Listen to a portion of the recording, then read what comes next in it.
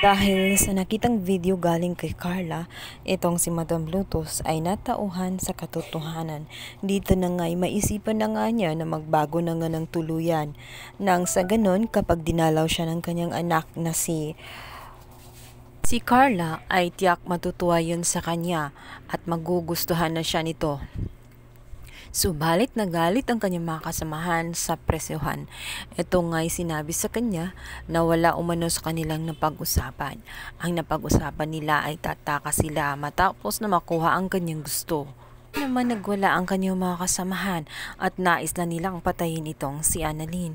Subalit sa awa naman ni Madam Lutos dahil isa rin si Annalyn sa nagkumbinsi sa kanyang anak para maoperahan nang tuluyang niya magaling siya at tuluyang makasama niya ng matagal ang kanyang ina na si Madam Lutos at may pag-asa pa na madalaw nito sa oras nga na gumaling. Naman sa pagkakataong yun ay hindi papayag si Madam Lutos na may mangyari kay Annalyn, lalo't naisip niya na isa si Annalyn sa nagkumbinsi sa kanyang anak nang sa ganun ituloy ang operasyon, nang sa ganun marami pa silang chance na magkasama ng kanyang ina at madalaw nga ito sa oras nga nagumaling na itong si Carla. Kabilang banda, ito nga si Moira ay nagpaplano nga na tatakas na sana dahil pagkakataon na niya habang nagkakagulo nga ang mga tao sa loob ng kulungan.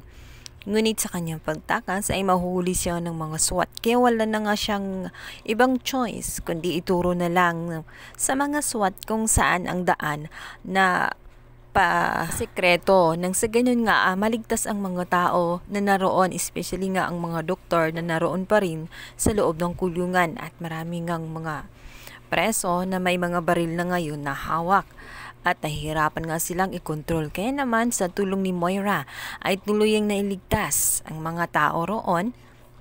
Kabilang banda, ito namang si Zoe ay nag-aalala nang mapansin nga niya na wala ang kanyang ina. At dito nga ay tinanong niya itong si Warden kung nakita ba daw niya ang kanyang ina.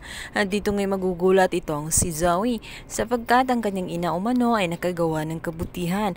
At ito nga ay nagturo sa mga pulis nang sa ganon ay mapasok nila ang naturang kulungan nang matigil nga ang kaguluhan sa loob. Ngitin na nga lang ang anak nitong si Moira dahil naisip nga nito na sa kabila pala ng lahat ay mayroon pa rin kabutihan na nananaig sa puso ng kanyang ina at may pag-asa pa rin ito na tuluyan na ngang magbago ang kanyang ina kagaya ng kanyang dinadasal. Sa kabilang banda, ito namang si Carlos ay aligagang-aligaga at hindi na namalayan ang pagdating na nitong si kanyang anak na si Harry. Dito nga siya ay maaabutan na hawak-hawak nga ang patay na katawan na ito nga si Irene.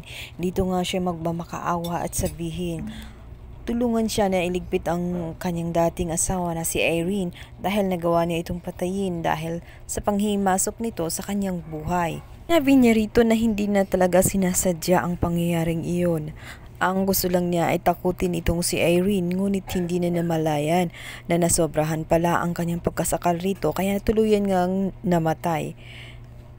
Nagulat si Harry sa kanyang mga nasaksihan. Hindi rin niya sukat akalain na kayang gawin ng kanyang daddy ang naturang krimen na iyon.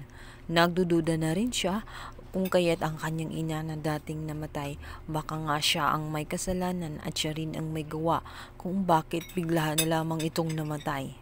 Ganun pa man ang nangyari ay pinili pa rin ni Harry na tulungan ang kanyang ama at ayaw pa rin niya na tuluyan itong mapahamak at masira ang pangalan dahil sa krimen na nagawa. Kaya naman minabuting pagtatakpan na muna niya ito pansamantala. Ilang banda, naroon nga itong si Michael sa labas ng kulungan. Dito nga nakalabas na nga sila Annalyn at Lynette. Agad na tinanong Lynette kung saan ang kanyang asawang si Carlos.